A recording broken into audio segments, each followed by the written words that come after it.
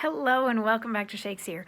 We are working on Much Ado About Nothing, and today we get to hear from Benedicke at the very end of Act 2. And in many versions, this is also the end of Act 2, Scene 3, but in the folio, he didn't delineate scenes, so it's just the end of Act 2. So anyway, the stuff that's going on, Beatrice and Benedicke have both sworn that they're going to be single for the rest of their lives, and they have sort of a perpetual battle of the wits going on. But in order to pass the time between now and when Claudio and Hero are supposed to get married, Don Pedro, Leonato, and Claudio have decided that they're going to try to take it upon themselves to make Benedicke and Beatrice fall in love with one another.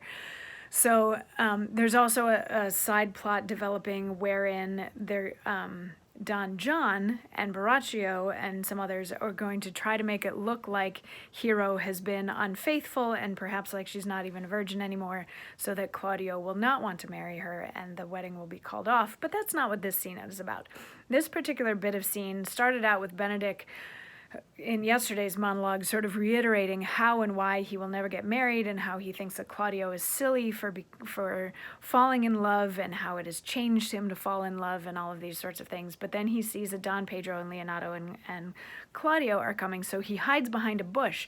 And while he's hiding in a bush, they come out and they're like, "You see him hiding in a bush? Yeah, I see him hiding in a bush. Let's do the thing. All right, let's do the thing."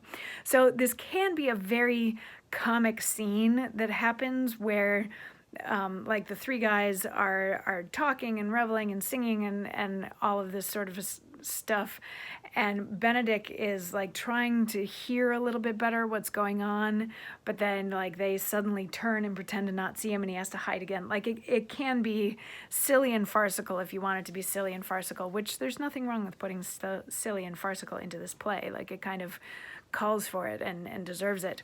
But the things that they're talking about how much they have heard Beatrice is in love with Benedicke. Like she stays up late writing letters to him that she's afraid she should send, and she wonders whether or not she should tell Benedicke that she's in love with him, and they've all counseled her to not, because Benedicke just mocks everybody because he's a horrible, horrible person. So they're saying how much she loves him, but also how unworthy Benedicke is of all of this love, and they're like, "Oh, let's go off and do a thing." And before they leave, but out of earshot of Benedicke, they're like, "Okay, so now we have to get Hero and Margaret and Ursula to like do this same thing within earshot of Beatrice and pretend like Benedicke is in love with Beatrice, and then they'll each think that the other one is in love with them, and that'll be a thing." So then those three leave, and Benedicke is left on the stage by himself. And he shares his thoughts about what he has just heard by saying, "This can be no trick. The conference was sadly born. They have the truth of this from Hero. They seem to pity the lady.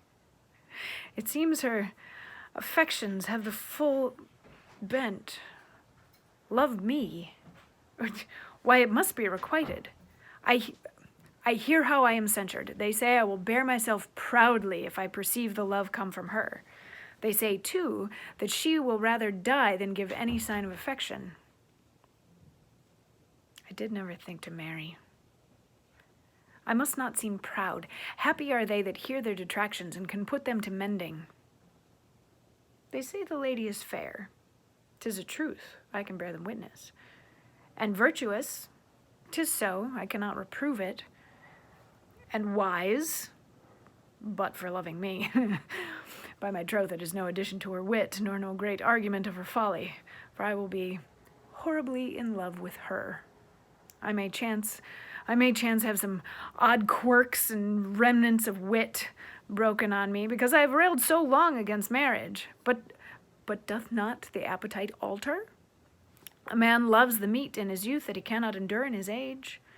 Shall quips and sentences and these paper bullets of the brain awe a man from the career of his humor? No, the world must be peopled. When I said I would die a bachelor, I did not think I should live till I were married. Here comes Beatrice. By this day, she's a fair lady.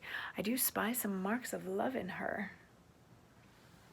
So he's changed his tune based on what the other guys were saying. Like he's sort of surprised that Beatrice could possibly be in love with him, but he also feels like this information has come from reliable sources, so therefore it must be true. And then he's like, you know, this is maybe something that I could actually consider, because I mean, she is pretty, and she is, you know, virtuous. She's an upstanding, upright person, and she's smart, except for the fact that she loves me. So this is, and you know, things change. People change throughout their lives. And when I said I was never going to marry, that's because I didn't think that my life would even begin until after I was married. So yeah, that's a thing. And then Beatrice comes in, so he puts on his, like, she's in love with me sort of persona.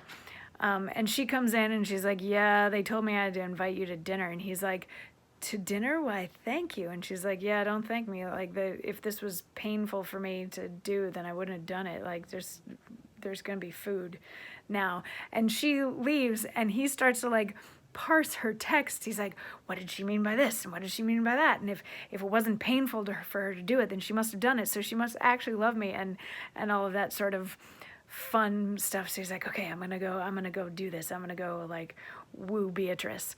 So half of that plot is working. We still need to get Beatrice to overhear that Benedicke is in love with her and see what she thinks of all of that.